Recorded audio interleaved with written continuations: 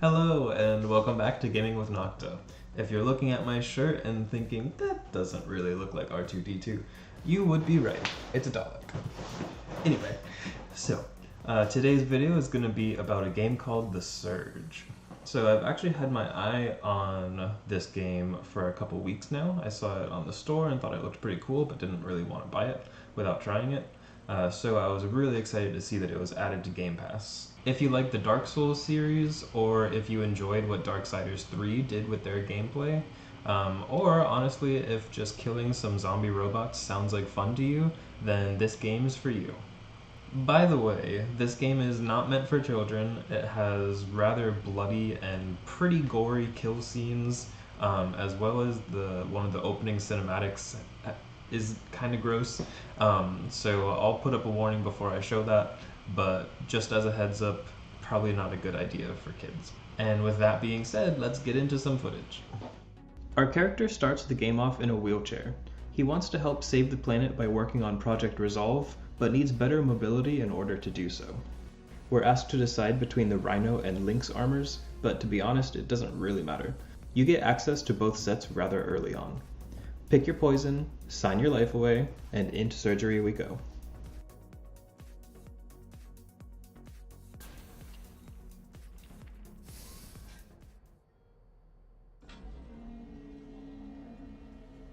Rig installation program running.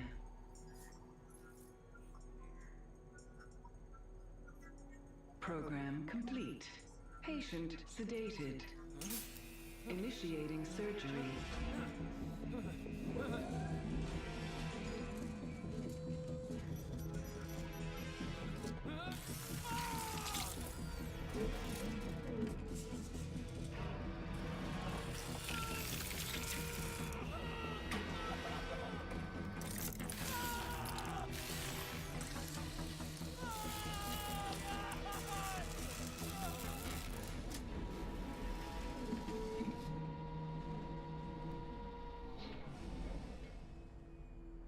Implanting neural link.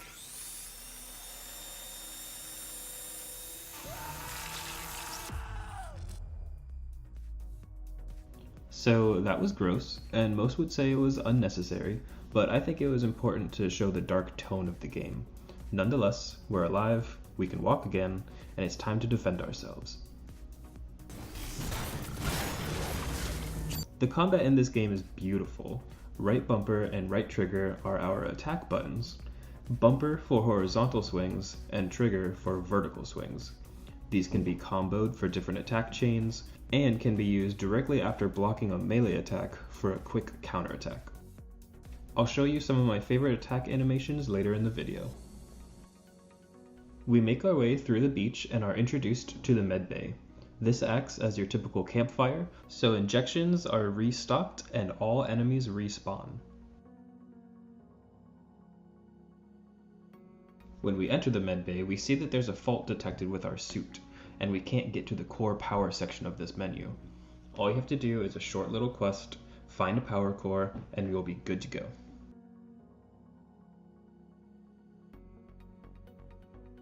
However, before that, I have a quick tip for when you start playing.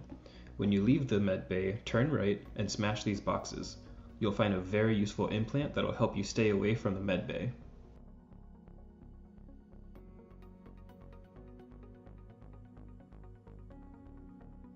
This implant is called Aggression Amplifier, and for every finishing move you do, you heal for 10% of your health. Back to the mission at hand, we meet our first humanoid enemy. During this fight, we learn that you can target specific body parts to attack. The unarmored sections will be outlined in blue, and you'll do more damage to them.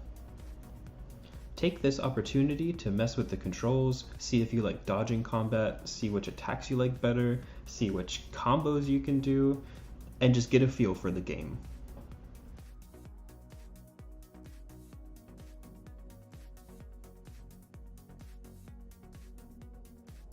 Kill this guy.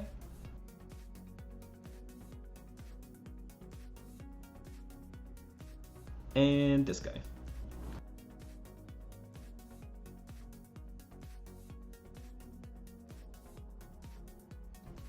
After you pick up the power core, you can explore this area a little bit, or just head right back to the medbay.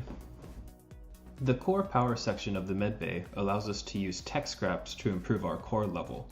The core level is what determines how much core power we have and can utilize. Each piece of gear, as well as each implant we equip, takes up a certain amount of core power. The more power you have to spare, the stronger gear and implants you can use. Now that the rig is restored, you can also start crafting. Redeem your starter gear and open up the gear assembly. You'll see that you can craft an arm and a leg now. These schematics require you to kill enemies and target those armored body parts. You need to craft legs? You need to kill an enemy while focusing on their armored leg, as well as finish them off with a finishing move by holding X. Equip the 2 pieces of gear you received, and let's head back to the zombies.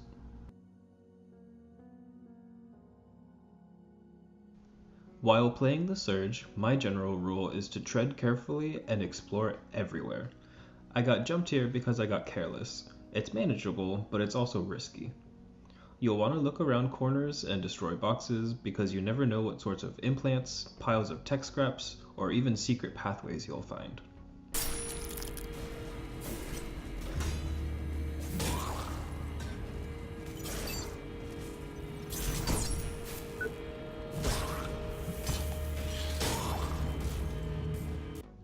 When you encounter an enemy with a new weapon or new armor, it's yours for the taking. Remember to focus your attacks on that part of their body and finish them off with a finishing attack. When I found this enemy, I wanted to see what weapons these were.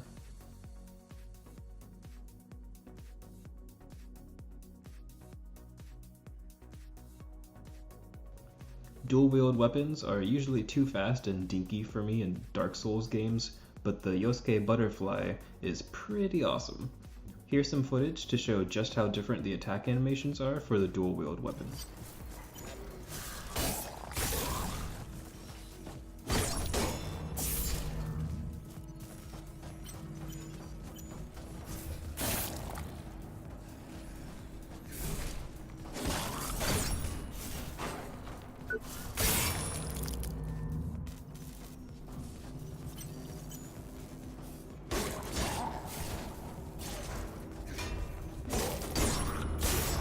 And here are some of my favorite attack animations from the weapons I found.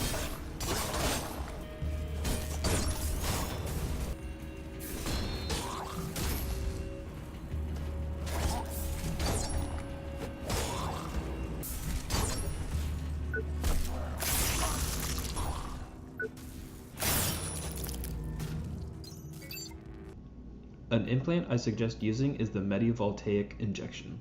It trades 20 energy for 30 health, and does not have a limit on the times you can use it, unlike the other injections.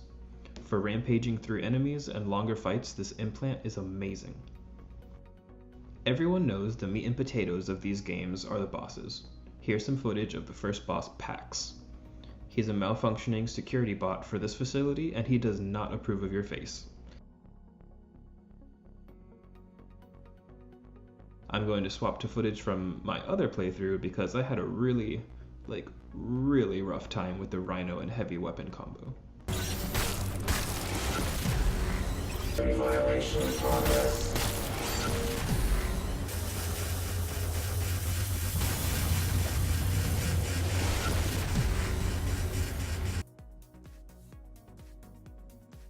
So here we have my Lynx character with the full Lynx set.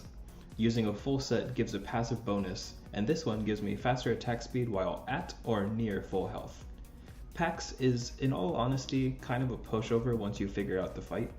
If you've played Bloodborne, then Pax is essentially the cleric beast. Stay close to the back of his legs, dodge into him instead of away from him, and when that orange bar fills up, go stand between his legs and laugh at his poor life choices.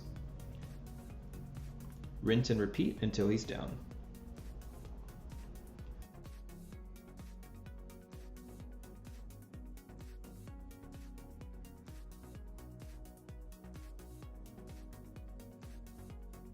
Save yourself some frustration and just attack this little butt plate instead of running to his head.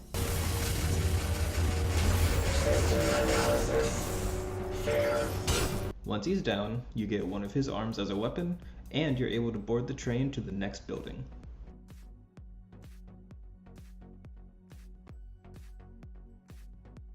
And here's my other killing blow, just to prove I beat him on both sets of gear. Time to get to work. Let me show you the way. Right away, you receive your very own drone. Even if he does seem to be a little buzzed. Provided by Cleo, I'd like to help. I'd like to help. I'd like to... Please, hold the line. You can summon the drone by pressing Y, and he'll do a wee bit of damage to your target.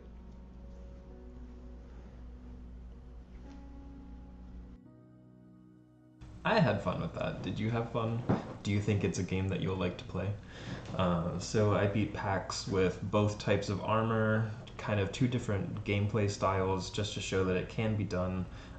Just little tweaks here and there with how you actually attack enemies and if you counterattack or if you just dodge around a lot. But I think there are quite a few different ways that you can build your character in this game, and it'll still be fun and it'll still work out for you. Since I just unlocked the drone and didn't really get very much time to play with it, I can see it being useful if you can modify it quite a bit, but right now it doesn't seem like it's all that worth it, since their attacks can miss and that energy could be better spent just healing yourself.